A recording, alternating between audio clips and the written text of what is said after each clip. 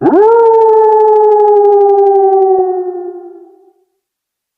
last $1, 0 inches his pocket. That's all veteran Jonas Keene had left when he walked into the county auction. A man once forged in battle, now cornered by life itself. Jonas wasn't just bidding on a crumbling house, lost deep in the Oregon woods. He was wagering his future and the safety of the only family he had. Left 2 loyal dogs, Atlas, a German shepherd trained to protect, and Luna, a restless husky whose instincts never failed her. Today, you and I will step into his shoes, and together we'll uncover what that decision cost him. At first glance, the property looked like nothing more than a ruin, the kind of place time itself had abandoned. But the moment Jonas set foot on the porch, the world shifted. Atlas froze, his hackles bristling, a low growl vibrating in his chest. Luna's blue eyes locked on the darkened windows, and she let out a long, mournful howl that echoed through the trees. These were not random reactions. These were warnings. Something was wrong inside those walls, something more dangerous than rotting wood or broken glass. And as Jonas reached for the doorknob, he realized the fear on his dogs' faces wasn't aimed at the house itself, but at whatever secret was waiting inside. What they uncovered would not just test Jonas's strength as a soldier or as a man, it would threaten to take everything he held dear. If stories of loyalty, survival, and hidden truths move you, please support us by liking this video and subscribing to the channel. Your encouragement helps us bring more stories like this to life. Stay with us, because what Jonas, Atlas, and Luna are about to find inside that abandoned home will leave you holding your breath. I had never thought life could strip a man down this far. Years ago, I was Sergeant Jonas Keene, leading men through dust and fire in places halfway across the world. I knew how to read terrain, how to stand firm under fire, how to bring my soldiers home. But none of that prepared me for the quiet battles that came after, the unpaid bills, the empty chair at the dinner table where my wife used to sit, the nights where silence felt heavier than mortar shells. Atlas, my German shepherd, and Luna, my husky, were the only ones who never left. They didn't ask questions. They didn't judge the way my neighbors did when they saw me in thrift store clothes or caught me gasping for breath in a crowded store aisle. They stayed. And because of them, because of the memory of a promise I whispered at my wife's grave that I'd keep fighting, I pushed forward. That's how I ended up with a single envelope holding the last of my savings. $1,000. It wouldn't buy safety, not in this world. Rent was climbing. Work slipped through my hands every time panic clawed at my throat, and the system I had once served barely remembered my name. But when I saw that auction listing a property buried deep in the Oregon woods for less than what most folks spend on a used truck, something in me clenched tight. Maybe it was foolish. Maybe it was the last desperate gamble of a man with no other cards left to play. But in my bones I felt it. I needed that place. Atlas and Luna would finally have space to run free. I would have walls that couldn't be taken away by a landlord's notice or a banker's letter. And maybe, just maybe, Zoe's voice, my little girl's laughter, would echo again in rooms not haunted by debt and despair. I pictured that, even as I knew the truth, that house could be my salvation or my ruin. Yet the dog's unease, the way Atlas bristled, the way Luna's howl cut through the trees, told me this wasn't just about buying land. There was something darker tied to that place, a secret thick as the shadows clinging to the broken porch. I could feel it even before I stepped inside. A soldier doesn't back away from shadows. And a father, because whether my daughter was still here or only alive in memory, I was still her father, doesn't stop fighting when the stakes are everything. That's why I raised my hand at the auction. That's why I pushed every last dollar across the table. And that's why I told myself, as the gavel fell, that whatever secrets waited for me in those woods, I would face them head on. The morning after the auction, I drove north with Atlas and Luna pressed close in the cab of my rusted truck. The deed sat folded in my jacket pocket like a loaded pistol, heavy, final, impossible to ignore. I could almost hear my wife's voice whispering that I was reckless, but behind it, I heard my daughter's laughter, bright and stubborn, urging me to build something more than a trailer with paper-thin walls. That vision was the only thing steadying my hands on the wheel. The paved highway gave way to gravel, then to a track that barely deserved the name of road. Pines pressed close their shadows, stretching across the windshield like bars. Atlas shifted restlessly in the seat, ears pricked, eyes sharp, his whole body vibrating with tension. Luna pressed her head against my arm, whimpering low the way she used to when storms rolled in overseas. They both felt it, the wrongness hanging in the air. Still, my chest swelled with a flicker of pride as the house finally came into view. It stood at the end of the track, a hulking skeleton of logs and sagging roof windows gaping like broken teeth. To anyone else, it was a ruin not worth the trouble. But to me, it was proof I still had fight left in me. I parked the truck and stepped out, boots sinking into damp moss.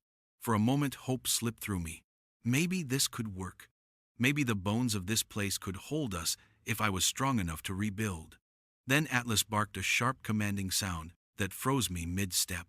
He planted himself between me and the porch, hackles rising, growl rumbling like distant thunder. Luna followed, her blue eyes locked on the door, her body tense, tail stiff as a rod. The air was so still I could hear my own heartbeat. I crouched beside them, whispering, "Easy, you two. It's just a house." But my words felt hollow, and they knew it. These dogs had been at my side in firefights and dark alleys. They didn't spook easy. If they were warning me now, it wasn't superstition. It was survival. I forced myself forward, boots creaking on warped boards, each step heavier than the last. The porch groaned under my weight, and the smell hit me, a stale mix of mold, rust, and something older, something sour, that clung to the back of my throat. The door was unlocked. My hand trembled as I turned the knob. For a breath, I thought about walking away, pretending none of this had ever happened. But that thought burned out as quickly as it came. Walking away meant running, and running had never saved me before. I pushed the door open. Darkness yawned back at me, swallowing the light from the forest. Atlas pressed to my side, low and ready, while Luna hovered close behind, her soft whine echoing off the walls. I stepped in, heart hammering against my ribs, every instinct screaming that the real battle was just beginning. Inside, the air was thick and damp, like a tomb. Shadows clung to corners, and the silence was absolute. No birdsong, no insects. Just the steady scrape of Atlas's claws on the floorboards, and the restless click of Luna's paws. I swept my flashlight across the room. Rotted furniture, broken glass, peeling wallpaper. Nothing moved. Nothing stirred. Yet my skin prickled, as though unseen eyes were watching from the dark. For a moment, against all reason, I felt something like relief. I had made it inside. I was standing in my own home. Broken, yes, but mine.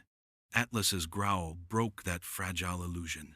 He stalked toward the base of the staircase, teeth bared, staring at shadows too deep for my light to pierce. Luna joined him, her ears flattened, her body quivering. That's when I knew this house wasn't just a gamble with my last dollars. It was a test. A battlefield waiting to reveal its enemy. And by crossing that threshold, I had already declared war. When I first crossed that threshold, I thought the worst of it was the smell and the silence, but I was wrong.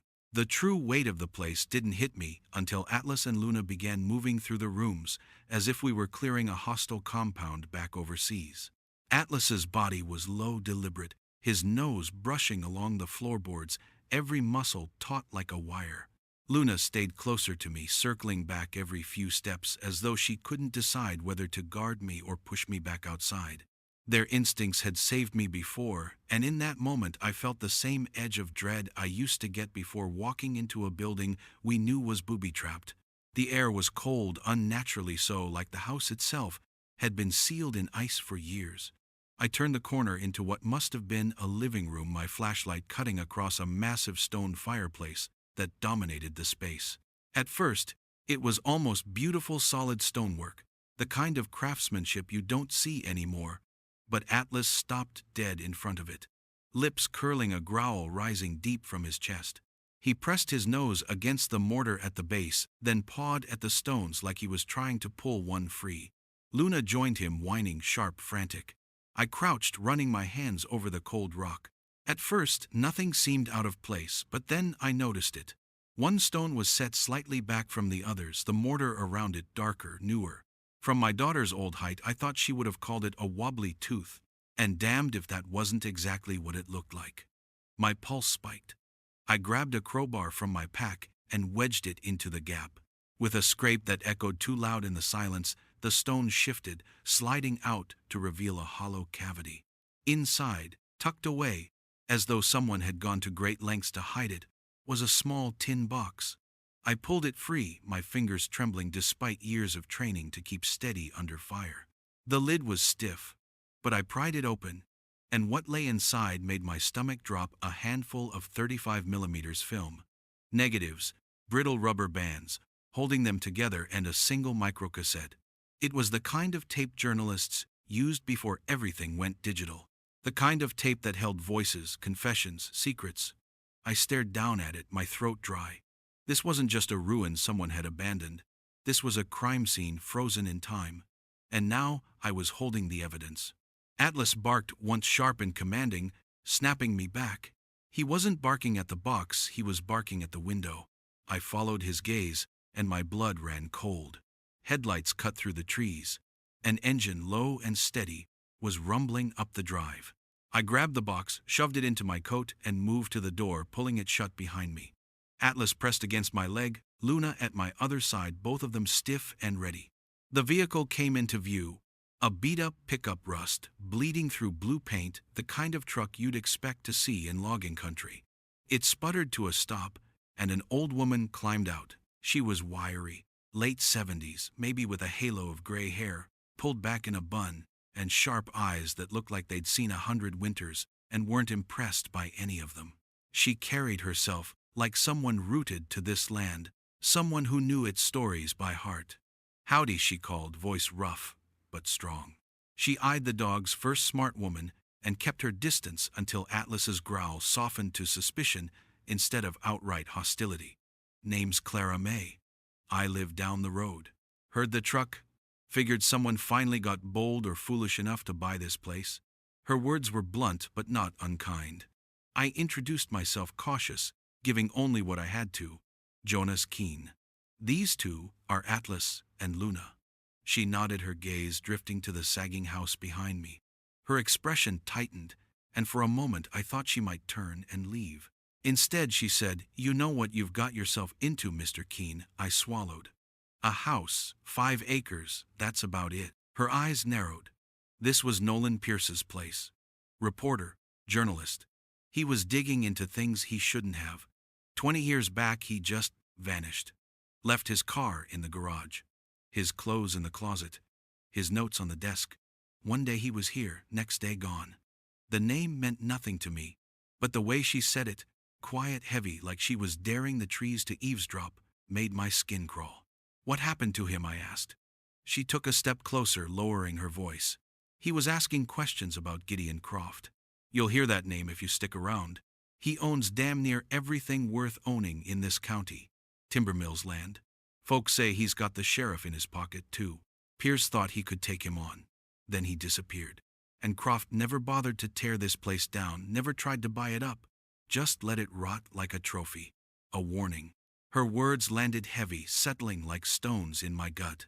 I felt Atlas press against me, Luna whining, as if they understood the danger written between Clara May's lines. I thanked her, but my voice sounded hollow. She gave me one last look, sharp and assessing, before climbing back into her truck. "Be careful, soldier. Houses like this, they keep their dead close." Then she drove off, leaving nothing but silence and exhaust in her wake. I stood there for a long moment, the cassette burning in my pocket. The weight of it, the feel of the film negatives, it all made sense now. Nolan Pierce hadn't just vanished. He'd left his story behind, buried in stones and shadows, waiting for someone desperate or foolish enough to find it. That night I couldn't sleep. Every creak of the forest felt like a footstep.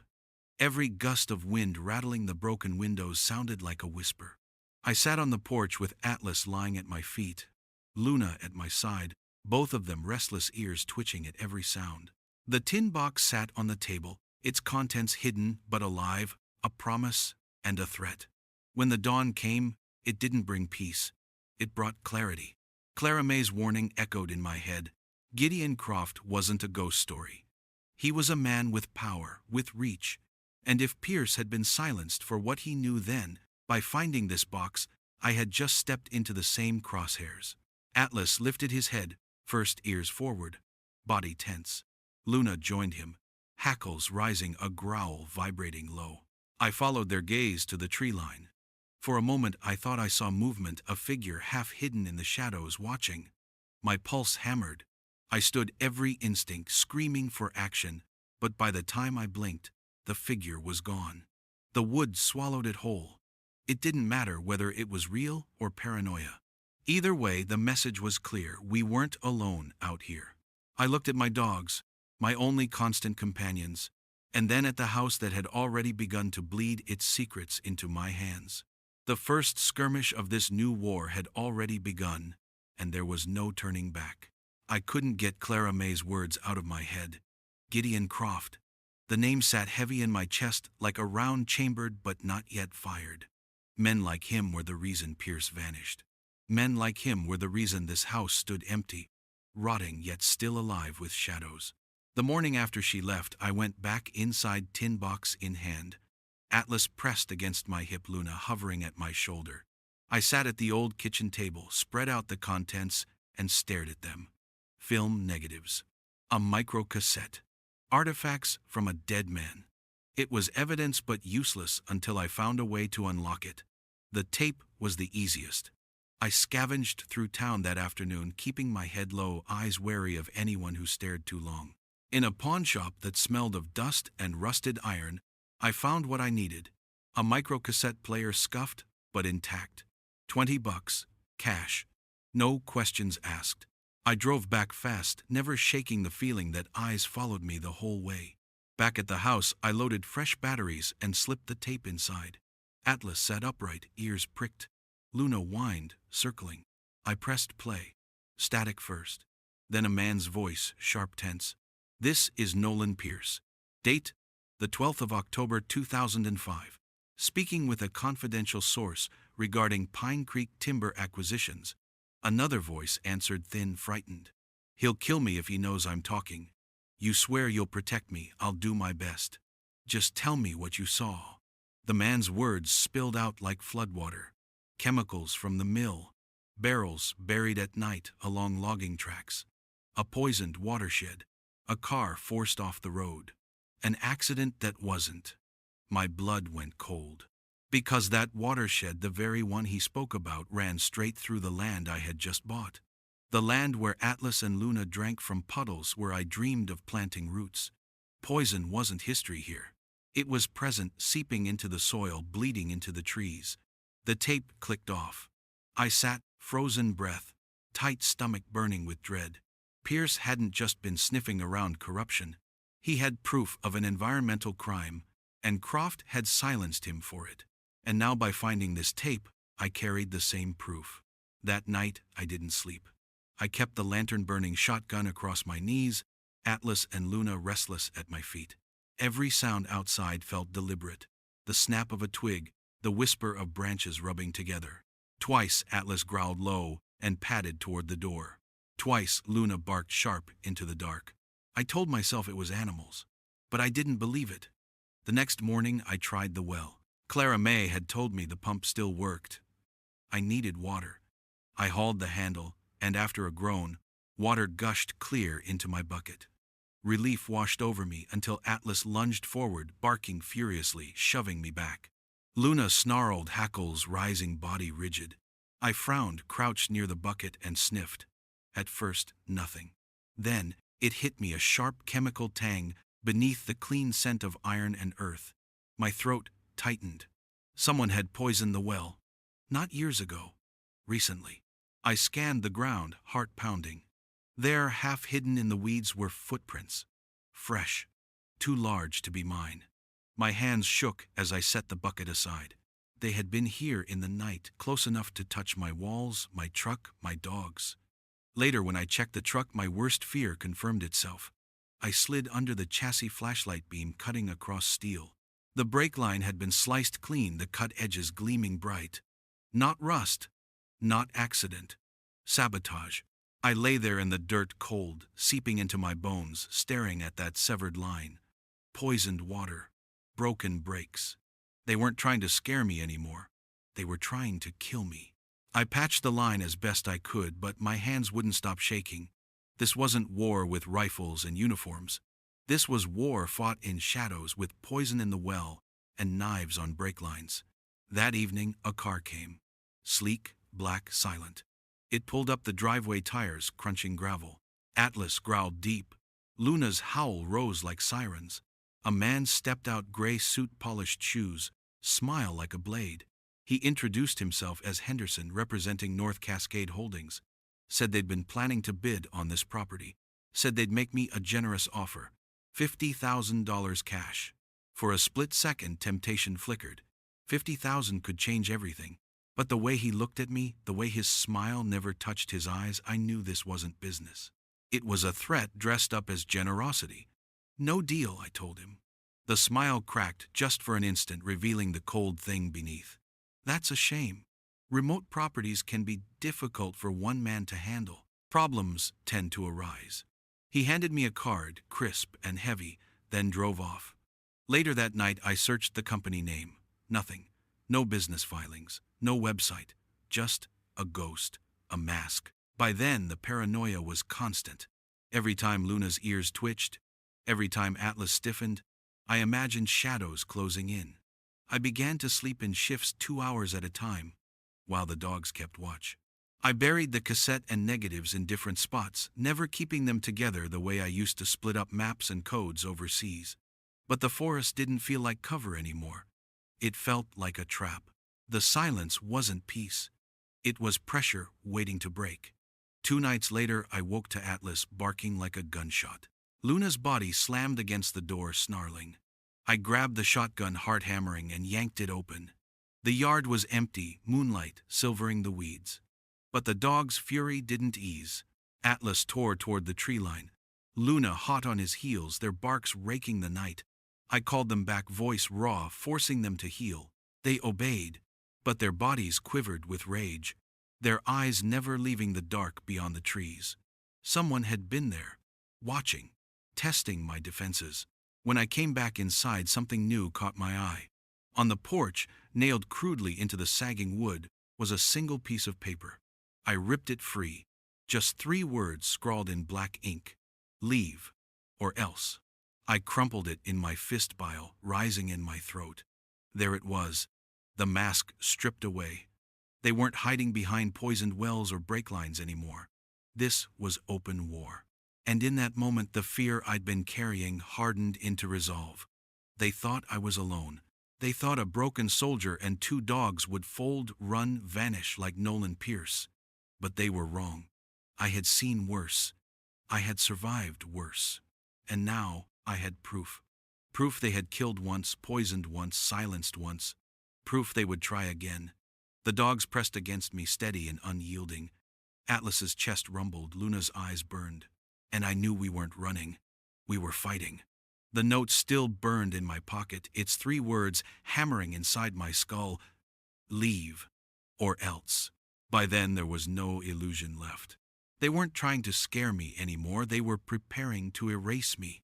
Poisoned water, cut brake lines, strangers in the dark. Now a message nailed to my porch like a declaration of war. For hours, I sat with the shotgun across my knees, Atlas on my right, Luna on my left, their bodies tense and waiting. My mind spun through every option. Leave. Run. Save myself the agony Nolan Pierce had walked into. But leaving meant surrendering everything. It meant letting Croft win again. And it meant giving up the only chance to protect this land, my dogs, and whatever future I still had left. By dawn, the choice was clear. There was no more running. I had faced ambushes, firefights, missions where survival wasn't promised. This was no different, except now the battlefield was mine. I spent that day preparing like I once prepared a squad. I checked my shotgun-loaded shells, stashed a crowbar and hatchet where I could reach them fast. I nailed planks across the broken windows, reinforced the porch with whatever lumber I found in the shed. I wasn't building a home anymore, I was fortifying a position. Atlas and Luna seemed to understand. They paced the perimeter restless, as if waiting for the first move. Every so often they stopped, ears pricked, noses high. I trusted them more than I trusted my own instincts now. The sun sank, and with it came silence thicker than I'd ever known. I sat on the porch, lantern off, shotgun propped across my lap, listening. At midnight, I heard it, the low growl of an engine, smooth and confident, winding up the drive. Atlas bristled, Luna growled, both of them pressing forward, bodies taut and ready.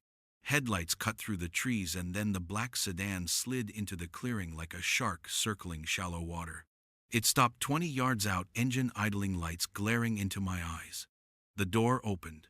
A man stepped out, the same one who'd called himself Henderson. But this time he wasn't alone. Two more shadows emerged, broader, harder. The kind of men you only hire when you don't care what happens afterward. Their hands hung too loose at their sides. I'd seen that posture before. They were carrying. I stood, shotgun steady in my grip. That's far enough? Henderson smiled, but it wasn't the polished, easy smile from before. It was tight, sharp, an animal showing teeth. Mr. Keene, you've made things more complicated than they needed to be. We gave you a chance. 50,000, no questions. But you said no. Atlas barked, sharp and furious, lunging forward until I pulled him back with a word. Luna's snarl echoed his. Henderson's men flinched, but he didn't. His eyes never left mine. This land isn't yours, he said flatly. It never was. You think you've uncovered something valuable. You haven't even scratched the surface. You're standing in the middle of something far larger than you can handle. My finger tightened on the trigger. You poisoned my water. You cut my brakes. You came in the night like cowards. If you wanted me gone, you should have killed me outright. But you didn't. And now, here we are. Henderson's smile thinned. We can fix that. He flicked his chin, and one of his men stepped forward, hand sliding inside his jacket. I didn't think. Training took over. I raised the shotgun and fired. The blast split the night, sending birds screeching from the trees. The man dropped to his knees, clutching his arm, blood soaking his sleeve. Atlas charged, slamming into the second man before he could draw. Teeth sank deep, a roar tearing from Atlas's chest. Luna lunged at the same time, her body a streak of fur and fury, knocking the gun from his hand. I dove forward, swung the hatchet from my belt, and with one brutal strike, put the fight out of him. Henderson staggered back, eyes wide, mask of control shattered. For the first time he looked human. Afraid. You don't know what you've done, he hissed. I know exactly, I said, stepping closer, shotgun leveled at his chest. You came to bury me like you buried Pierce, but you miscalculated. I don't scare. I don't run. And now you're going to carry a message back to your boss. His jaw clenched, but he nodded because he had no choice. His men groaned in the dirt, Atlas and Luna still growling, ready to finish it if I gave the word. I let him retreat, let him drag his broken thugs back to that sedan. He shot me one last look, half fury, half promise, and then they were gone, swallowed by the dark road. I stood in the clearing, chest heaving, ears ringing from the gunshot. My hands shook, not from fear, but from the clarity of what had just happened. There was no pretending anymore. Croft knew I had the evidence. His men had spilled blood on my land. From here on out, it was total war. The next morning, I dug up the cache Atlas had led me to days earlier, the heavy waterproof case. Inside lay the final pieces, Pierce's map, his letters, his brass key. I read his words again, each line carving deeper into me. If you're reading this, Gideon Croft is responsible. Don't let him get away with it. Finish what I started. The choice I had faced the night before wasn't just about survival. It was about purpose. About proving that Pierce hadn't died for nothing. About making sure no one else in Pine Creek drank poison or lived under Croft's shadow. I kissed Atlas's head, rubbed Luna's neck, and whispered, "We're not done. Not yet." That day I packed the truck, stashed the evidence, and prepared to head for Portland. I knew Croft's men would come again, stronger, harder, but I also knew I wasn't alone. I had Pierce's truth, I had Atlas and Luna. And I had the one thing men like Croft could never understand, the will to fight until the end. As the truck rumbled down the road, I looked once at the house in the rearview mirror, its windows dark, its secrets laid bare. It wasn't a home anymore. It was a battlefield. And I was leaving it behind, not in retreat, but in pursuit. Because now the war wasn't on my doorstep. It was heading straight to Croft's. I drove through the night headlights, carving a narrow path, through the dark. Atlas and Luna pressed close against me in the cab. The weight of Pierce's evidence sat heavy in the passenger seat. The cassette, the negatives, the letters, the map. Proof of everything Croft had tried to bury. Proof of why men had died. Why the land had been poisoned. Why fear had gripped this town for decades. By the time I reached Portland, dawn had broken pale across the skyline. The city felt like another world. No silence, no shadows waiting in the trees. Just traffic and steel and strangers who didn't know my name. But I wasn't here for comfort. I was here to deliver the truth. I walked into the federal building, dogs at my side, evidence clutched in a battered duffel. The receptionist's eyes widened at Atlas's size, at Luna's piercing stare, but she didn't stop me. Maybe it was the set of my shoulders, the way soldiers carry themselves when they've already decided they'll see this through or die trying. I asked for the Environmental Crimes Division. Minutes later, I sat across from two agents in a stark room, my dogs at my feet. I laid it all out, the poisoned well, the cut brake lines, Henderson's threats, Clara May's warnings. Then I set the box on the table and opened it. Their expressions shifted as the evidence spilled out, one piece after another, like dominoes toppling in a pattern that could no longer be denied. They listened to the tape, brows furrowed, pens scratching furiously. They examined the negatives with gloved hands, eyes narrowing, as the images revealed barrels buried in forest, soil trucks, under cover of nightmen who thought no one was watching. "This is serious," one agent said, voice low. "If it's authentic, it ties Croft directly to multiple federal crimes. But you need to understand, Mr. Keene, by bringing this to us, you've painted a target on your back." I leaned forward, meeting his eyes. "The target's already there. I'm not here to hide. I'm here to finish what Pierce started. They promised protection, but I knew better. The system moved slow, and Croft had been building his empire for decades. He wouldn't go quietly. Still, I'd done my part. I'd given the truth to men who could put it on record, make it undeniable. I left the city with a strange mix of dread and relief in my chest. Atlas leaned into me as I drove, Luna's head resting on my thigh. We were bone-tired, but something had shifted. The secret that could have destroyed us was now a weapon in the open. Back in Pine Creek, the storm hit fast. Federal agents arrived within days, moving quiet but firm, serving warrants, seizing files. Henderson vanished. No one in town saw him again. But Croft wasn't just a man anymore. He was a symbol, and symbols don't fall easily. His lawyers fought, his allies tried to stall his money, twisted every crack in the system. Yet slowly, piece by piece, the facade crumbled. And the people who had kept silent for so long, began to speak. Clara May told her story publicly, her sharp voice shaking on camera but unyielding. Old mill workers came forward with memories of midnight shipments, of accidents that never felt accidental. Families whispered about sicknesses no doctor could explain. Children lost too young, cattle dying without reason. What had been shadows became voices, and once voices begin, they can't be silenced. Through it all, I stayed. I could have left, could have vanished back into anonymity, but I didn't. The land that had nearly killed me became the place where I rebuilt. Volunteers came, men and women I'd barely known, before carrying hammers, lumber, food. Together we patched the roof, replaced windows, cleared the poisoned soil, inch by inch. Every nail driven into the frame felt like defiance, like reclaiming ground that had once been surrendered to fear. One evening, Clara May stood on my porch, watching Atlas chase Luna across the yard. The house behind us glowed with new light, laughter spilling from neighbors who had once looked away. She turned to me, her eyes softer than I'd ever seen them. "You did what Pierce couldn't," she said. "You lived to tell it." I shook my head. "We all did. Without you, without them," I gestured to the men and women gathered around, "this place would still be a graveyard." This isn't just my fight.